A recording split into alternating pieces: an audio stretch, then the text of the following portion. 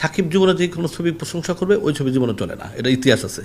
তাণ্ডব সিনেমা যখন পাইরেসি হয়েছে, যখনই এই পাইরেসিকারীদেরকে অ্যারেস্ট করা হয়েছে, তখন থেকে ভালো মন্তব্য করে যাচ্ছে। আমার সন্দেহ হচ্ছে তাণ্ডব সিনেমা পাইরেসির করার পিছনে কোনো হাত আছে কি না ইকবাল ভাই, আপনারা একটু দেখেন। প্রিয় দর্শক, আমার ভিডিওটি সম্পূর্ণ দেখতেই থাকুন। পরিচালক ইকবাল ভাইকে নিয়ে কিছু আলোচনা করতে চাই।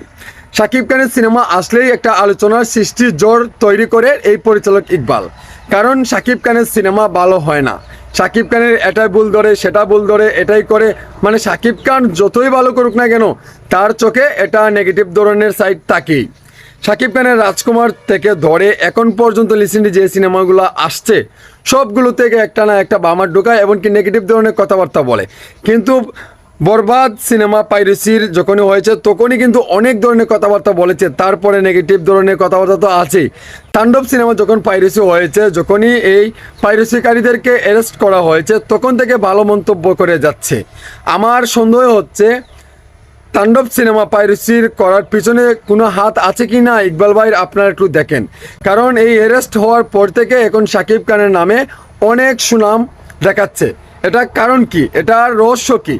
এখন যে 2-3টা মন্তব্য করছে শাকিব খানকে, যদি গেল আমরা নেগেটিভ ধরনের মন্তব্য করি তাহলে শাকিব খান ভালো সিনেমা করে, মানে এইরকম মেবি কিছু কথা বলছে।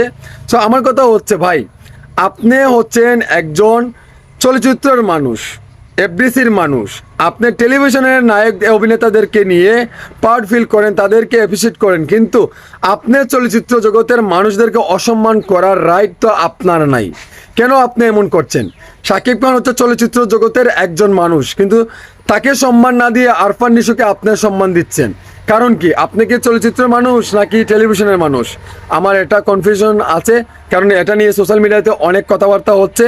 আপনি সত্য করে বলেন, আপনি চলচ্চিত্র এফডিসির মানুষ হয়ে একজন সাংগঠনিক নাকি হয়ে আপনি এইরকম ছুটু করে তো শাকিব খানকে কথা বলতে পারেন না, এটা রাইট তো আপনারা নাই। দর্শক, আপনারা কি বলেন? আমার সাথে একমত হলে আপনারা মতামতটি জানাবেন এই ভিডিওর কমেন্ট বক্সে।